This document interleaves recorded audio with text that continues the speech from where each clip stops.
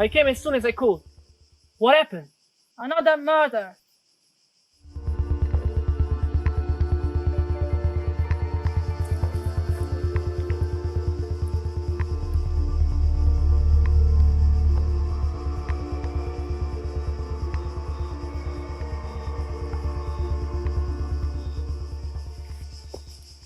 The head? Taken by the headless horseman. Nonsense. There's no headless horseman. There never was a horseman, and there never will be a horseman. Murder needs no ghost come from the grave. The assassin is a man of flesh and blood, and I will discover him. Excuse me, ma'am. How is it that everybody in this village is in thrall to superstition?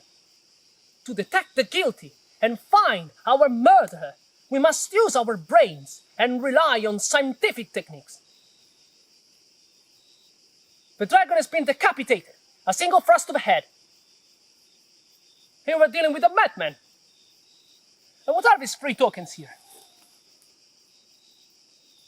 What are these 3 tokens?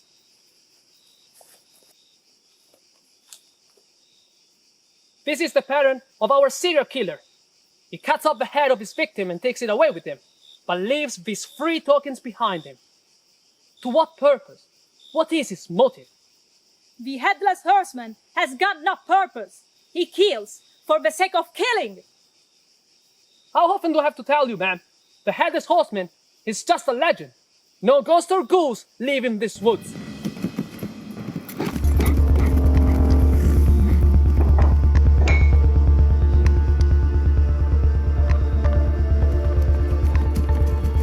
Oh no! The horseman!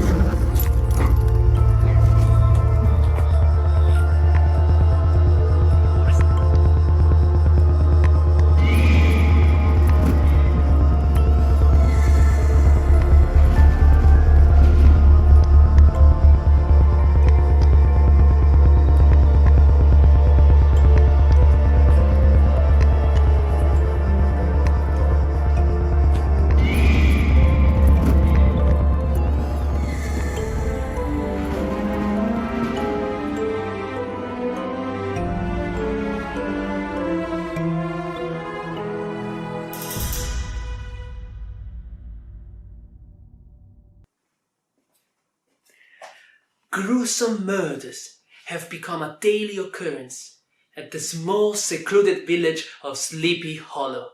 At the small secluded village of Shadowbrook. And now terror haunts the streets at night. This is the dawn of the 19th century, an age of science, crime, superstition, and witchcraft. A young brave detective is determined to solve the mysteries and reveal the secrets of the village. But the secrets run deep, and our young detective doesn't have much time. The village of Sleepy Hollow, the village of Shadowbrook is doomed. But perhaps there's still a glimmer of hope amidst the gathering darkness. This is A Touch of Evil.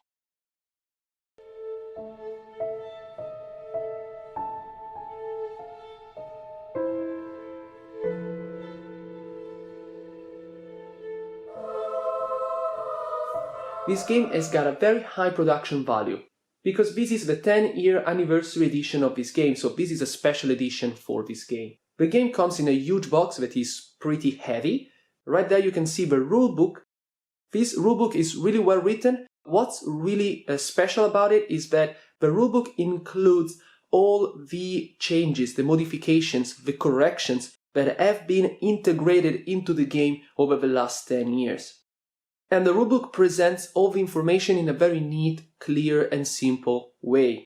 Also in the rulebook you can find the rules for the several expansions that have been created for this game that are not included in this special edition of the game. You have to purchase the expansions separately. So this is the rulebook. Let's now take a look at what comes in this box, starting with the game board.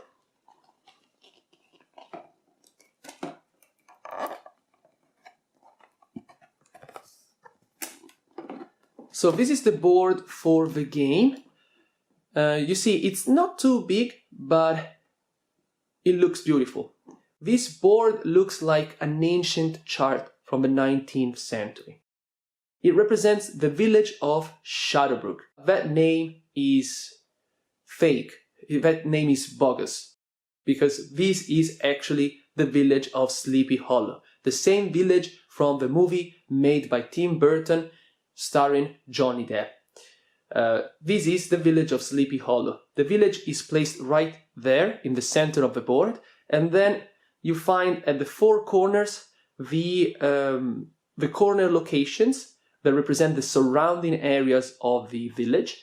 We've got the windmill, we've got the manor, the abandoned keep, and the woods. I really like this board, I really like this illustration and all the tiny details that you can find right there on the board. And this game board, you see, also has a nice glossy, shiny finish right on top of it that makes this board look even better, in my opinion. Then here we've got a few plastic sheets that detail all the rules and the special abilities of the villains. We're gonna take a better look at these plastic sheets later in this video. We've got a bunch of dice and a music CD. You can see right there, lying on the bottom of the box, we've got a music CD that includes the soundtrack for this game. I know that's pretty surreal. It never happened to me before to find a music CD in a board game. That's pretty unique. And you see, I use this little strip of tape because when I carry this box, this CD is always moving, and that is so annoying. I also use a longer strip of tape for these pieces. Right there we've got 6 statues for 6 characters that we got in the game. We're gonna take a better look at them later in this video, right? They just keep coming off. They come off so easily, and that again is just so annoying. This is why I use this tape. Alright, then right here we've got the miniature for the Headless Horseman. This miniature is pretty cool. You were able to see this miniature before in the epic introduction that I made for this game. I hope you liked it. Then in this game we've got token galore. Just take a look at this. We've got so many tokens in these plastic bags. This is crazy. Look at this. We've got round tokens, square tokens, that are all used for different reasons and different purposes. We also have these plastic tokens here.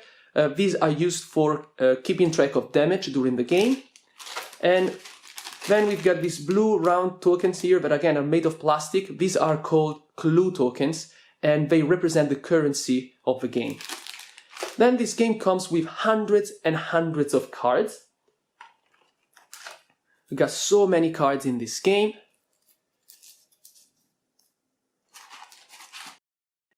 Then the game also comes with these 4 large plastic figures.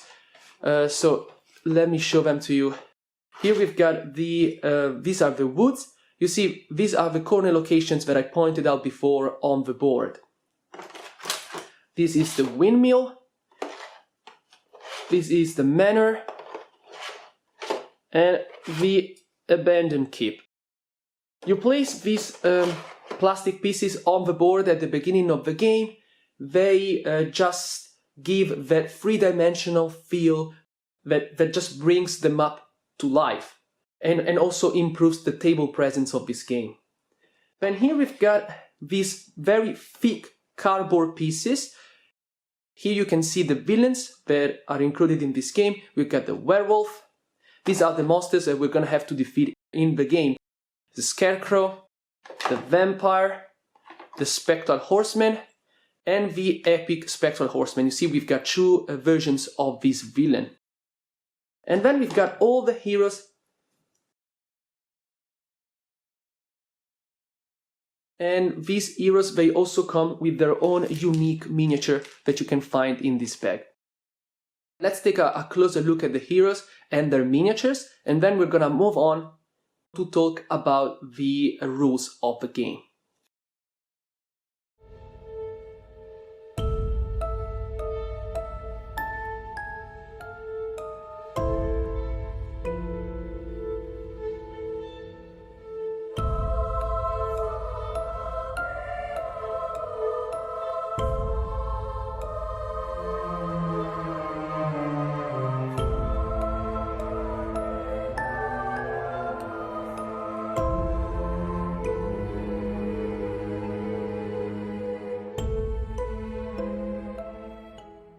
You see, this game takes up a lot of space there on the table because it comes with lots of components.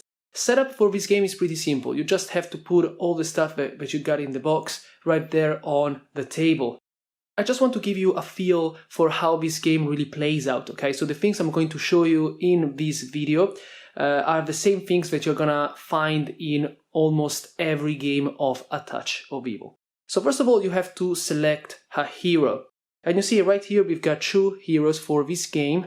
All right, we've got Katarina the Outlaw and Karl the Soldier. And I have placed the miniatures for these two heroes right there at the center of the board. And you can see them right there in the village of Shadowbrook. That is the starting point for the heroes. They start their adventure from there, okay? When you play this game solo, you can play with just one hero, you can play with two heroes, or even more than two heroes, okay? It really depends on your experience with the game. You just need to know that the more heroes you include in your game, then the more difficult the game becomes, okay? So at the beginning, if you are playing this game the first time, then it's better if you just limit yourself to controlling just one hero, okay? Because that is just easier. Right there you can see the Spectral Horseman. This is the normal version of the Spectral Horseman. We've got the minion chart right here and the tokens that are used with this villain that you place right here. So that if you have to spawn these minions on the board, you can take them from here and you can place them right there on the board. That's pretty simple. You got the board right there in the center, you see, with the 4 plastic pieces at the 4 corners. And then you just have to place the cards. You see these stacks of cards at the 4 corners because these are the cards for the 4 locations. And then you got some extra cards over there, you see. And then we also have these tokens and these dice. All right? Okay. So I think now we are good to go. We can start with this overview of the gameplay. On your turn, you're going to be rolling a 6-sided die. And this die will determine how far you can move on the board.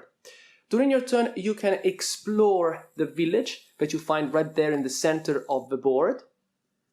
You see that circle? That circle represents the village of Shadowbrook. And the place where the two heroes are standing at the beginning of the game, that is actually the town hall of the village. So during your turn, you can explore one of the locations that you find right there inside the village, or you can decide to venture out of the village, and in that case you are certainly gonna be heading for one of the 4 corner locations that you find at the 4 corners of the board. You see that the 4 corner locations have got their unique deck that is placed beside the board, so when you reach one of these 4 corner locations you can explore the location, and that means that you can take a look here at this location deck. Now you see, if you decide to end your movement in this location, this is the Abandoned Keep, you can take a look at the first card that you got on top of this deck. These cards are unique and they're really thematic to this particular location on the board. Now let me just show you a few cards for this location. This card is a danger card. If you reveal this card, well, something bad is gonna happen. Or you can find some precious items in this deck for this location, like a Crypt Lantern. Or you can also find creatures, like a minion. This is a Spectre. If you reveal this card, then you're gonna have to fight against this minion immediately, right here at this location, at the Abandoned Keep, okay? Now, unfortunately, in this game, you won't be able to fully explore these 4 location decks, because you just won't have enough time to do that. In this game you also want to explore the village. you're gonna spend a lot of time exploring the village right there in the center of the board, because by doing that, you can take event cards from the top of that deck. That big deck right there, you see that big pile of cards? That is the event deck. These cards are really, really useful. They give you extra abilities that you can use during the game. They also give you extra actions that you can, for example, use during the combat phase. They can literally save you from some pretty dangerous situations that can happen during the game. Now, like I said before, in order to get a lot of those cards, you need to spend a lot of time exploring the village. And once you are inside the village, you can visit one of the special locations that you find right there in the village of Shadowbrook. For example, you can decide to visit the blacksmith. If you end your movement there, you can take a look here at the town items and you can purchase the items that are available for sale right there at the blacksmith. These items are pretty useful, and here you got, for example, a musket, and you also have a pistol. Let's see, these items give you +2 combat, +1 combat, so they will increase your combat value during the combat phase. You can also purchase a precious book that will improve the skills of your hero. Or you can even buy a horse that will give you more movement points during the movement phase. So with a horse you will be able to move farther across the board. Okay, so these items are all pretty useful, they're really come in handy during the game, so at a certain point during the game you want to go there to the blacksmith and do some shopping. Or here in the village you can also reach the doctor's office, and here at the doctor's office you can heal your hero. You see, this is, for example, the hero card for Katarina the Outlaw. And you see here you got a number of wounds. During the course of the game, your hero is gonna take wounds. And in the game, the wounds are represented by these red plastic tokens that are gonna be placed here on the hero card. And you wanna remove these tokens before you reach the maximum number of wounds. Because if you get to place here, for example, 4 wounds on this hero, the hero will die. You don't want your hero to die. Now, if your hero dies, that's not the end of the world. You just continue playing the game. But you're gonna have to lose some of your items, some of the cards that you have collected in the game. You also lose some of these clue tokens here. So, that could be really an inconvenience. This is why you don't want to die in this game. Now, all the players start the game with 2 clue tokens. You see, we've got 2 clue tokens also on this other hero. And during the course of the game, heroes will be able to collect more clue tokens. You see, we've got a lot of tokens here in this bag. These clue tokens will be placed on the board whenever a crime is committed. So, for example, if somebody gets killed right here in the woods, then 3 clue tokens will be placed right there on the board to indicate that a murder has taken place right there in the woods.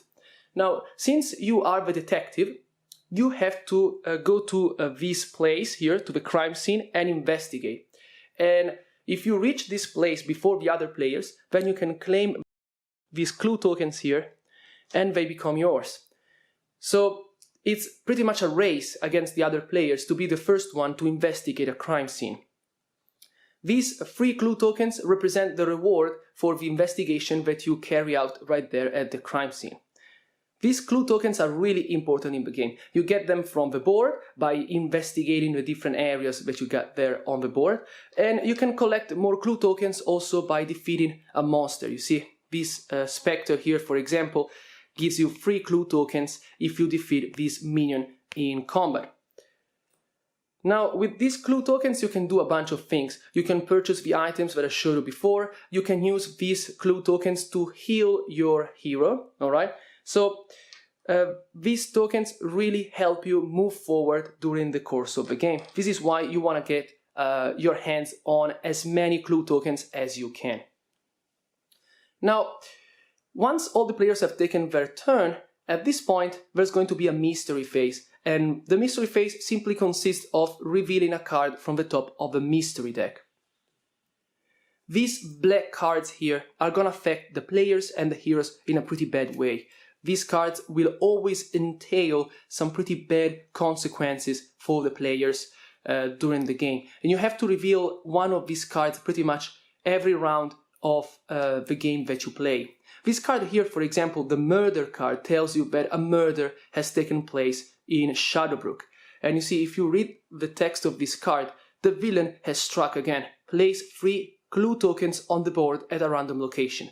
And this is just what I showed you before. But then this card also tells you, move the shadow track 1 step closer to darkness.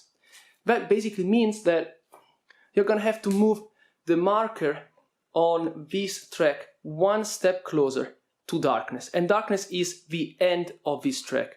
So this marker is gonna move closer to the end of the track, and when the marker reaches the end, the game is over and all the players have lost the game, okay? So you want to try and complete this game before you run out of time. How do you win this game? Well, that is basically pretty simple, okay? At a certain point during the game, you feel like you are ready to take on the villain and defeat the villain in combat. And at that point, you're just gonna have to draw a card from the top of the lair deck. You see that deck over there. And this card, you can take a look at it without revealing this card to the other players. And this card will tell you where exactly on the board you can find the villain. And in this case, it will be the manor. So you take your hero all the way there to the manor, all right? And at that point, you are ready to start the final combat with the villain. Then if you're playing this game cooperatively, so all the players are playing together, then in that case, all the other people, all your friends playing the game with you can immediately join you for this final showdown, okay? So they can move their hero to the same spot and you can fight with your friends against the villain, all right? But that is only if you play this game cooperatively. Otherwise, if you play this game competitively, then, you know, it's just you against the villain. The final battle against the villain, which is called the final showdown in the game, is just a battle of dice. You're gonna roll your dice for, for your hero. You're gonna roll the dice for the villain. You keep doing that until you either win or lose. At this point of the game, we have to talk about the 6 town elders that you see right there. When you start the final showdown against the villain, these 6 people here will come forward and offer you their help to defeat the villain. But unfortunately, you can't trust all of them because some of these town elders, some of these inhabitants have got a deep evil soul, okay? So if you actually decide to use their help, they will just betray you and they will join the evil villain. So you have to choose carefully because you can choose only 2 of those town elders to join you in the final combat, okay, in the final showdown. For this reason, during the course of the game, you also have to investigate the secrets that are guarded by the town elders. You see, there's a secret card. There's a secret card that is placed right there, face down for every one of the 6 town elders. And during the course of the game, by spending clue tokens, you can take a look at that secret card. And you can learn whether the town elder has got a pure innocent soul or whether the town elder is really evil, is a deep evil monster. Alright? So now let me take the camera to the other side of the table and we're gonna take a closer look at those town elders. These are the 6 town elders in the game. These are the 6 most respected, the 6 most prominent citizens in the village of Shadowbrook. Everybody looks up to them and holds these people, these 6 folks, in very high esteem. But what most people don't know is that some of these 6 town elders, some of them are actually real monsters. They hide terrible, unspeakable secrets for atrocious things that they did in the past. You're gonna have to dig deep and learn about the secrets for these 6 town elders before you start the final part of the game, so that you know which one of these town elders is actually the person who they claim they are. Now, you see, what I really like about these cards is that these 6 Town Elders are real people. I think you must have seen that in this game, the artwork is pretty special. And that is because the game company that made this game, they like to use real people in their board games. Just take a look here at these 2 characters. These are Lady and Lord Hambrook. These Town Elders, they are taken from the movie of Sleepy Hollow. In the movie, these 2 characters are called Lord and Lady Van Tassel. I'm gonna place a picture here from the movie so you can compare them. These cards are actually double-sided because remember the secrets that I mentioned before? If the secrets for these 2 Town Elders turn out to be evil, then they will reveal their identity and they will become evil Town Elders. You see, Lord Hambrook becomes the Lord of Madness. Lady Hambrook becomes the Lady of Darkness. And I just really like these double-sided cards. I think they look pretty dope. I mean, I think the people who worked on this game, they did an amazing job here with these cards because they are absolutely dope. They look so cool. This is Reverend Hardin, and this is the picture from the movie. You see, they're pretty similar. And yes, a good part of this game is really derivative of the movie of Sleepy Hollow, unfortunately. So this is Reverend Hardin. This is the evil side. The Reverend becomes the Grand Inquisitor. And you see, they're the same people on the front and on the back. This is Magistrate Croft. I really like this character from the movie. In the movie, this character is called Magistrate Phillips, and it is played brilliantly by a very good actor. Then let's take a look here at the evil side for this character. You see, this Magistrate becomes the Executioner. With a pretty fierce pose right there. Then we've got the final 2 Town Elders. This is Dr. Manning. In the movie, this character is called Dr. Lancaster. And Dr. Manning becomes the Good Doctor. And the final character is Sophie the Midwife. And Sophie becomes Sophie the Vixen. Alright, so these are the 6 Town Elders. You see, they all come with their own little statue representing the character in the game, with the name of the character engraved right there at the bottom of the statue. That is an extra bonus component for this special edition of the game. Alright, so I think I have said pretty much everything. Now it's time for my final thoughts. Murder! The Horseman's killed again! I remember when I got my hands on this game the first time, I felt so happy and I was so stoked about this game because this game looks epic. It's a beautiful game and I just knew that there are just a few thousand copies of this game out there in the world, and that made me feel so proud, so excited, so happy. And then I got to play the game and I fell in love with it. I fell in love with the game, with the components, with the mechanics, with the artwork. This game has got a very interesting theme and a very interesting story. And then I watched a movie called Sleepy Hollow. I had never watched that movie before in my life. I had never heard of the legend of Sleepy Hollow and the story of the Headless Horseman. Then I watched the movie, and after watching it, I got back into this game, and I've got to tell you that it wasn't the same thing anymore. The movie just completely changed the way I felt about this game. Because you have to know that a good part of this game is literally copy and paste from the movie of Sleepy Hollow. And that really hurt me. That discovery just completely destroyed the great sense of excitement and the great sense of pride that I felt from owning this game in my collection. But you know what? This summer, I've had a lot of fun with this game. I've been playing this game throughout the summer and I have really enjoyed myself. And now I have come to think that the people who made this game have actually done an amazing job with this game. They have made a great board game adaptation for a very cool movie. This game is fun, this game is really cool, this game really does justice to the movie. And the people who made this game, they have done even more than than that. They have done more than just a simple reproduction of the movie.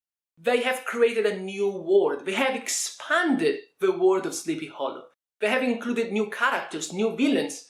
Right here on the game box, you can see the werewolf, the vampire. These characters don't even show up in the movie. And then you got expansions for this game with new stories, new adventures, new missions, and that's just so cool. So I really feel grateful for what they have done, for the amazing job that the people over at Flying Frog Productions have done with this game. And I've come to think that, you've got so many movies out there. Think of the classic movies that you have watched hundreds of times. I bet you feel the same. I would love to play a board game based on one of my favorite movies. A board game that is as cool as this one here. And for this reason, Flying Frog Productions, if you're watching this video, I've got a movie right here that I think would make for an amazing board game. This is The Brothers Grimm. This movie has got so much material that could be used in a board game. The story is so cool. I would love to play a board game based on this movie. You did an excellent job with Sleepy Hollow. If you're looking for new ideas for a game, you got a great movie here. This is just a proposal, alright? I'm just saying, you never know. So I got this game at the beginning of this summer, and I have been playing this game throughout the summer. I've had a lot of fun. This game really has got a lot to offer. There's a great replayability in this game. You always discover something new, and no one game of A Touch of Evil is going to be the same, because there are so many random elements involved in the gameplay. There's also a very high level of customization when it comes to the rules. You can change the rules and you can make this game play as you want. And that's why I really like this game here. And that's also why I've had so much fun playing this game over and over this last summer. I played this game solo lots of times. I played this game with my sister, with some of my friends. I've always had some fun. I've always had a great time. But I have to say that I think this game is better if you play this game solo. I think this is a great game for solo players. I've had the most fun with this game when I play this game solitaire just by myself. This is why I think this game is a great board game for solo players. I would highly recommend this game if you are a solo player. However, I do believe that this game is far from being the perfect game. This game has got its own flaws. There are some aspects about the gameplay that I'm not too keen on, that I'm not too happy about. Just to give you a few examples, I don't really like the fact that the villains never hit the board. I don't like that. I would like this game better if the villains actually did something more, if they played a more important role in the gameplay. I don't really like the final part of the game, the final showdown with the villain. I'm not too keen on the showdown, on the final showdown. Because during the showdown you are just rolling dice. And you roll the dice for your hero, you roll the dice for the villain, and you keep doing that over and over. And in this game, you get to roll so many dice that it really gets out of hand. In one of my games, I was rolling 19 dice. 19 dice. That was totally insane. I wasn't even able to hold them in my hands, and I immediately lose count of how many dice I had rolled. That was really crazy. And if you keep doing that, it gets really tiring and really boring. So I'm definitely not really a fan of the final part of this game, the showdown. Also, in my opinion, in this game, we've got so many tokens. We've got too many tokens. There should be more miniatures in this game. So you see, this game is not the perfect game. It's got its flaws, but it also has a lot to offer. Great replayability, great entertainment, a lot of fun. For the single player, for the solo player, and for the family. I'm going to give this game a very good grade, 9 out of 10. It's an excellent board game that you need to try, especially if you're a solo player. I will also recommend this game to all the fans of the movie, of Sleepy Hollow. And also, I will recommend this game to all those people who are passionate about the theme Gothic horror. I think that these people will have a lot of fun playing this game. Alright? Just make sure that before you get your hands on this game, before you do that, watch the movie, okay? So that you know exactly what the kind of experience you're getting into, alright? Don't make my mistake. Okay, so this was my review for the 10th anniversary edition of A Touch of Evil, a great game. I'll see you in my next review. In the meantime, take care and watch your head, because you never know when the Headless Horseman is going to come to chop your head off. Alright? Always look out for the Headless Horseman.